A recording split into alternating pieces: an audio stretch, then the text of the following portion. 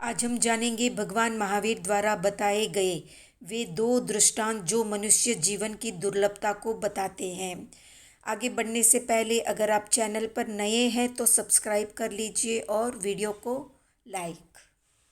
भगवान महावीर से एक श्रद्धालु व्यक्ति ने पूछा कि भगवान, मानव अपनी सांसारिक मनोकामनाओं की पूर्ति के लिए देवताओं को मनाते हैं, तो क्या देवता बड़े सुखी होते हैं, उनकी कोई इच्छाएं नहीं होती?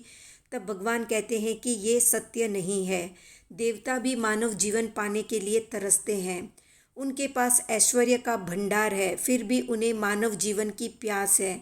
वे देवलोक में रहकर भी यही कामना करते हैं कि हम अगले जन्म में मानव जीवन को प्राप्त करके धर्म श्रवण कर संयम में पराक्रम कर आत्मकल्याण करें। भगवान आगे मनुष्य जीवन की दुर्लभता को बताते हुए 10 दृष्टांत देते हैं। उनमें से आज हम जानेंगे 2 दृष्टांतों के बारे में। पहला दृष्टांत, किसी एक कौतुक प्रिय देव ने काष्ठ स्तंभ को चूर्ण करके बहुत बारीक बुरादा बना लिया। फिर उस चूर्ण को एक बड़ी नलिका में भरकर मेरू पर्वत पर चला गया। वहाँ मेरू पर्वत पर खड़ा होकर नलिका में खूब जोर से फूंक मारता है। तेज पवन के झोंकों के साथ काष्ठ स्तंभ का महीन चूर्ण 10 दिशाओं में दूर तक बिखर जाता है, आकाश प्रदेश में व्याप्त हो जाता है। उस चूर्ण में बिखरे अणुओं को पुनः एकत्र करके स्तंभ बनाना अत्यंत कठिन है। क्या कोई मनुष्य उन समस्त परमाणुओं को इकट्ठा कर सकता है? कदाचित देव सहायता से वो ऐसा करने में समर्थ भी हो सकता है, किंतु व्यर्थ में खोए हुए मनुष्य भव को पुनः प्राप्त करना महादुर्लभ है। अब जानते हैं दूसरा दृष्टांत। असंख्यात द्वीपों और समुद्रों के बाद असंख्यात योजन विस्तृत एवं 1000 योजन गहरे अंतिम समुद्र स्वयंभू रमन में कोई देव पूर्व दिशा की ओर गाड़ी का एक जुहाड़ा या युग डाल दे और पश्चिम दिशा की ओर उसकी कीलिका डाले। अब वो कीलिका वहाँ से बहती बहती चली आए और बहते हुए इस जुहाड़े से मिल जाए तथा वो कीलिका उस जुहाड़े के छेद में प्रविष्ट हो जाए, ये अत्यंत दुर्लभ है। कदाचित वो भी हो सकता है, पर मनुष्य भव से च्युत हुए प्रमादी को पुनः मनुष्य भव की प्राप्ति अति दुर्लभ है। कर्म मलिन आत्मा से सिद्ध बुद्ध मुक्त परम आत्मा बनने का एकमात्र अवसर मिलता है मनुष्य शरीर से। मनुष्य शरीर के अतिरिक्त और किसी भी शरीर से मुक्ति की आराधना एवं प्राप्ति नहीं हो सकती। मनुष्य शरीर प्राप्त हुए बिना मोक्ष, जन्म मरण से, कर्मों से, राग द्वेष आदि से मुक्ति नहीं हो सकती। इसी देह से इतनी उच्च साधना हो सकती है और आत्मा से परमात्मा बना जा सकता है, परंतु मनुष्य देह को पाने के लिए पहले एकेंद्रिय से लेकर पंचेंद्रिय तक की मनुष्य गति और मनुष्य योनियों के सिवा अन्य गतियों और योनियों की अनेक घाटियां पार करनी पड़ती है। बहुत लंबी यात्रा करनी पड़ती है। कभी देव, कभी नरक, कभी आसुरी योनि में मनुष्य कई जन्म मरण करता है। मनुष्य गति में भी कभी अत्यंत भोगासक्त क्षत्रिय बनता है तो कभी चांडाल और संस्कारहीन जातियों में उत्पन्न होकर बोध ही नहीं पाता, इसलिए वो शरीर की भूमिका से ऊपर नहीं उठ पाता। तिर्यंच गति में तो 1 इंद्रिय से लेकर 5 इंद्रिय तक आध्यात्मिक विकास की प्रथम किरण भी प्राप्त होनी कठिन है। निष्कर्ष ये है कि देव धर्म की पूर्णतया आराधना नहीं कर सकते। नारक जीव सतत भीषण दुखों से प्रताड़ित रहते हैं, इसलिए उनमें सधर्म विवेक ही जागृत नहीं होता। तिर्यंच गति में पंचेंद्रिय तिर्यंचों में कदाचित पूर्व जन्म संस्कार प्रेरित धर्माराधना होती है, किंतु वो अपूर्ण होती है, वो उन्हें मोक्ष की मंजिल तक नहीं पहुंचा सकती। मनुष्य में धर्म विवेक जागृत हो सकता है पूर्व जन्मों के प्रबल पुनित संस्कारों एवं कषायों की मंदता के कारण, प्रकृति की भद्रता से, प्रकृति की विनीतता से, दयालुता से, सहृदयता से एवं अमत्सर भाव से। सहिष्णुता से मनुष्य आयुष्य का बंध होकर मनुष्य जन्म प्राप्त हो सकता है। शास्त्रकारों ने मनुष्य भव की दुर्लभता के साथ साथ इन बातों का मिलना भी अत्यंत दुर्लभ बताया है। तो अब जानते हैं वे कौन सी बातें हैं जो मनुष्य जीवन मिलने के बाद भी इनका मिलना दुर्लभ हो जाता है। पहली है, जीव को मनुष्य भव मिलना दुर्लभ है। आर्य क्षेत्र का मिलना भी दुर्लभ है। उत्तम कुल जाति का मिलना भी दुर्लभ है। लंबा आयुष्य मिलना दुर्लभ है। निरोगी शरीर का मिलना दुर्लभ है। पूर्ण इंद्रियां मिलना दुर्लभ है। संत महात्माओं का योग मिलना दुर्लभ है। जिन वाणी सुनने का अवसर मिलना दुर्लभ है। जिन वाणी को सुनने के बाद उस पर श्रद्धा करना अति दुर्लभ है। जिन धर्म में पराक्रम करना या संयम धारण करना अति दुर्लभ है। इसलिए भगवान उत्तराध्ययन सूत्र में कहते हैं कि जीव को ये 4 अंग मिलने अति दुर्लभ है। वे हैं मनुष्यत्व, धर्म श्रवण, श्रद्धा, संयम में पराक्रम। इनकी उपलब्धि बहुत ही कठिन साधना से होती है और इनकी उपलब्धि से ही मोक्ष प्राप्ति या परम पद की प्राप्ति संभव है। प्रत्येक प्राणी में इन चारों को प्राप्त करने की शक्ति तो है, परंतु अज्ञान और मोह का इतना सघन अंधेरा रहता है कि जीव इनसे वंचित रहता है।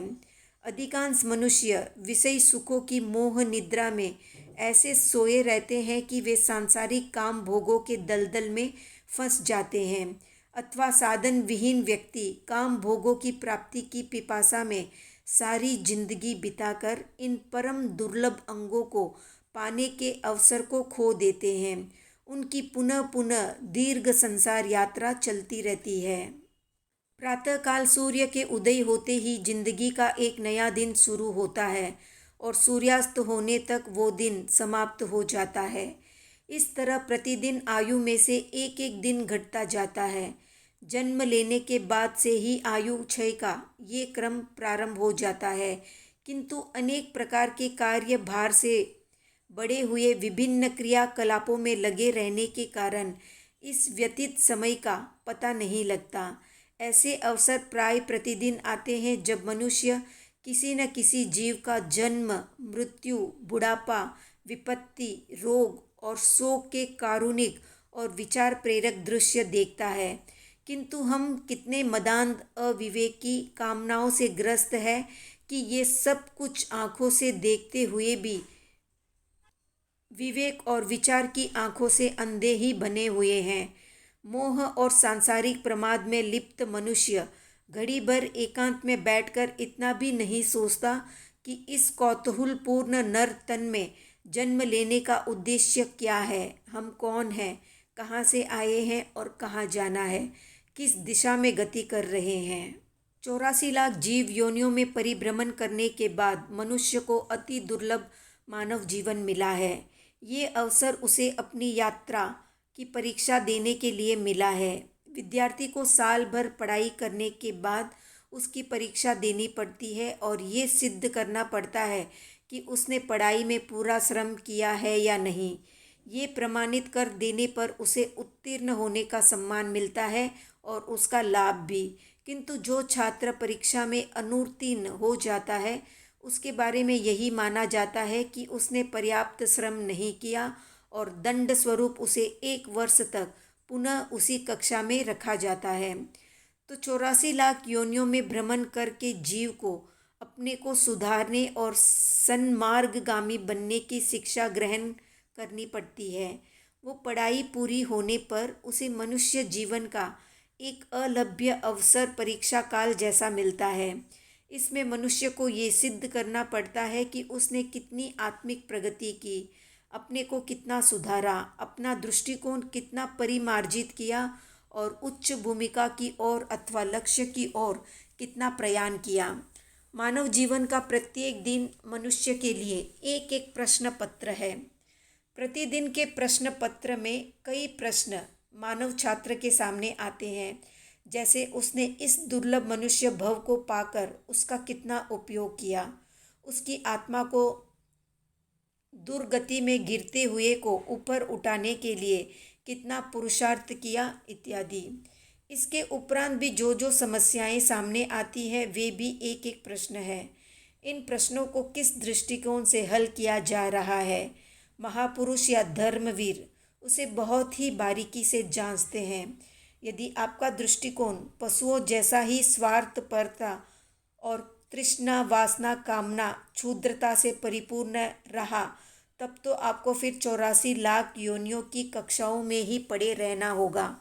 यदि जीवनचर्या आदर्श रही और आचार विचार की दृष्टि से उत्कर्षता सिद्ध हुई, या जिस कक्षा में बैठे थे उस कक्षा में पाठ्यक्रम के अनुसार उत्तर ठीक हुए, तो पूर्णता और परमानंद का प्रमाण पत्र परीक्षा में अच्छे अंकों से उत्तीर्ण हुए छात्र की तरह मनुष्य को भी मिलता है।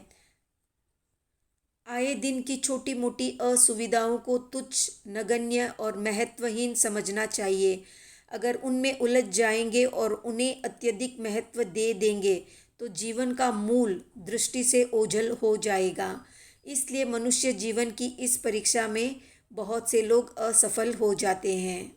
संसार सागर के प्रवाह में प्रवाहित मनुष्य संसार के सुखों को, इंद्रियों के भोगों को, पदार्थों के स्वामित्व को, धन, पुत्र, विविध कामनाओं और ऐष्णाओं को ही जीवन का लक्ष्य बनाकर इस बहुमूल्य अवसर को खो देते हैं। अंततः परीक्षा की घड़ी की तरह काल की घड़ी जब आती है तो विदा होते समय सिर पर पापों, दुष्कर्मों, दुराचरणों का भारी भरकम भयंकर बोझ लदा दिखाई देता है। तब मन में भारी पश्चाताप, घोर संताप और अशांति होती है। पर अब क्या हो सकता है जब चिड़िया चुग गई खेत, सौदा बिक गया, अब कीमत लगाने से क्या फ़ायदा। इसलिए भगवान महावीर ने मनुष्यों को सावधान करते हुए कहा है कि जब तक बुढ़ापा आकर पीड़ित नहीं कर लेता, जब तक शरीर में किसी प्रकार की व्याधि नहीं हो जाती और जब तक इंद्रियां छीन न हो, तब तक धर्माचरण कर लेना चाहिए। ये तीनों आ जाएंगे तो फिर धर्माचरण होना कठिन है। अंतिम समय में विशाल वैभव, अपार धन संपदा, पुत्र आदि कोई भी साथ नहीं देता। ये सारा संसार, यहाँ की परिस्थितियाँ ज्यों की त्यों दिखाई देती है, मगर उस समय वे सब उपयोग से बाहर होती है। अपना शरीर भी उस समय सहायक नहीं होता। केवल अपने अच्छे बुरे संस्कारों का बोझ लादे हुए जीव परवश यहाँ से उठ जाता है। एकमात्र धर्म ही मनुष्य का साथी बनता है। अंतिम समय में अगर अपने जीवन में धर्माचरण किया हो तो उसके कारण अंतिम समय में मनुष्य प्रसन्नता से संतुष्ट होकर इस संसार से विदा होता है। तो अति अति दुर्लभ है ये जीवन, अभी नहीं तो कभी नहीं। जो नहीं जगेंगे उनके लिए तैयार है पशु योनि या फिर नरक। अगर मनुष्य बन भी गए तो उच्च कुल मुश्किल हो जाएगा। इसलिए बार बार इसकी दुर्लभता को खुद को याद दिलाते रहें। आज का प्रश्न है, अकर्म भूमि के मनुष्य अपनी इच्छाओं की पूर्ति कैसे करते हैं, कमेंट में बताएं। वीडियो पसंद आया तो लाइक, शेयर, सब्सक्राइब करें।